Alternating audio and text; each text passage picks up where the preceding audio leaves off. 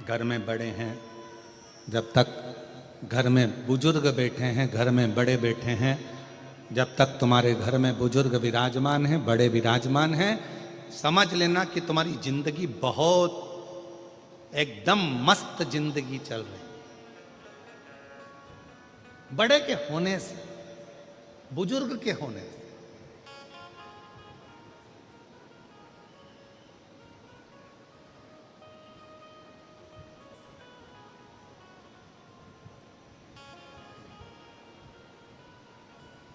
भीतर का मैं, मेरा, अहंकार, अभिमान, अहम दूर भगा। 3 पंखड़ियां पंखे में हैं, वो घूम रही हैं। बचपन घूम रहा है, जवानी घूम रही है, आधेड़ी घूम रही है। बुढ़ापा स्थिर है, रुका हुआ है।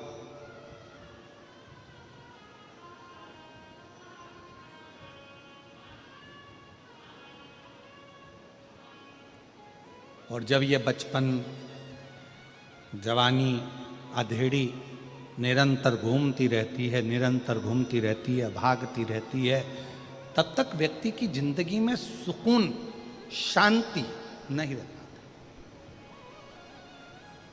किसी ने पूछा शिवनाम में है क्या? हम कहते हैं शिवनाम में शांति है।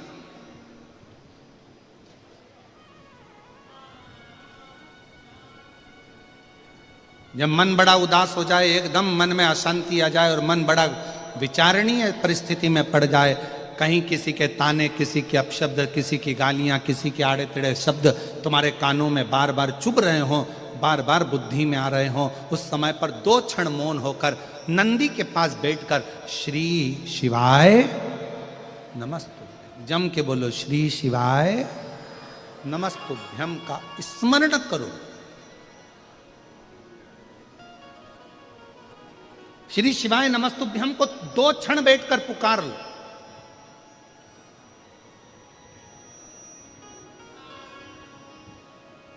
और श्री शिवाय नमस्तुभ्यम, श्री शिवाय नमस्तुभ्यम, श्री शिवाय नमस्तुभ्यम, श्री शिवाय नमस्तुभ्यम, श्री शिवाय नमस्तुभ्यम, श्री शिवाय नमस्तुभ्यम। 2 क्षण बैठो शिव की साक्षी में, भगवान शंकर की साक्षी में, और 2 क्षण में भगवान शंकर के स्मरण को, पंचाक्षर मंत्र नमः शिवाय, षडाक्षर मंत्र ओम नमः शिवाय, या फिर श्री शिवाय नमस्तुभ्यम मंत्र का उच्चारण एकदम आनंद के साथ करना प्रारंभ करो। धीरे धीरे धीरे धीरे मन की शांति अपने आप आना प्रारंभ हो जाए। और यहां तक शिव महापुराण की कथा कर रही है।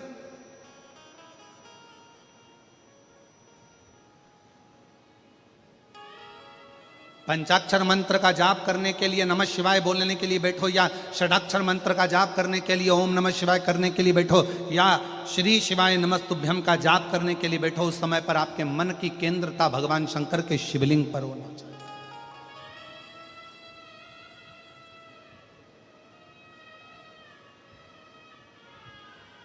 आपके मन का चिंतन पूरा शिवलिंग की ओर होना चाहिए। भगवान शंकर के शिवलिंग के ऊपर जो घड़ा रखाता है, जलधार रखाती है, वो 3 उसमें टेकियां होती हैं, 3 पाए होते हैं। कितने पाए होते हैं? 3। ब्रह्मा, विष्णु, महेश। जल का घड़ा, उसमें से एक एक बूंद जल नीचे गिर रहा है, अर्थात वो जल बता रहा है कि ब्रह्मा, विष्णु और महेश ये तीनों एक हैं, इसमें कोई भेद नहीं है। आप ब्रह्मा जी की अगर निंदा कर रहे हैं तो समझ लें शिव की निंदा हो रही है। आप शिव की निंदा कर रहे हैं, समझ लें भगवान नारायण की निंदा हो रही है। नारायण की निंदा कर रहे हैं, समझ लें भगवान शंकर की निंदा कर रहे हैं। ये तीन रहा है, ये हमें बता रहा है कि ब्रह्मा, विष्णु और महेश, इन तीनों में कोई भेद नहीं है। इसलिए शिव जी की आरती में भी ये प्रसंग आता है, ब्रह्मा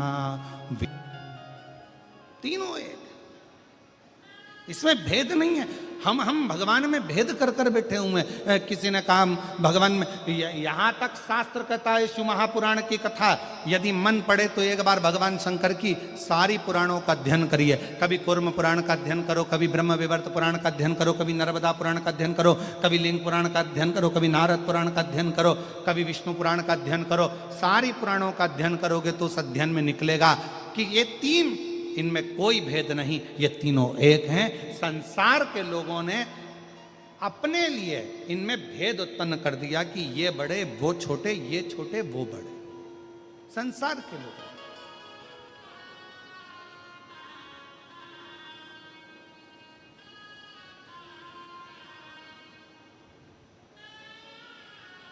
शिव कथा कर रही है, भगवान शंकर का चरित्र कह रहा है,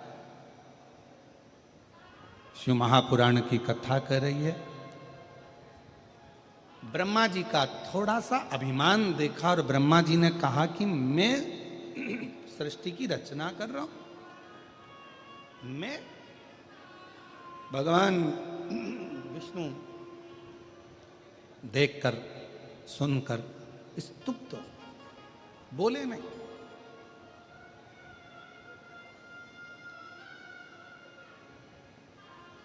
समझ गए, जिस मुख से व्यक्ति अहंकार की बात करता है वो मुख बहुत समय तक रहता नहीं है।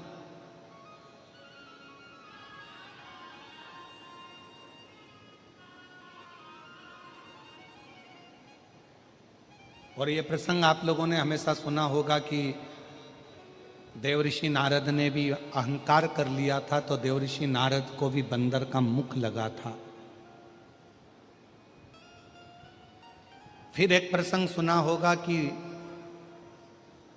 माता सती के पति शिव हैं और रति के पति कामदेव हैं। साड़ू भाई हैं दोनों, पर एक दिन कामदेव ने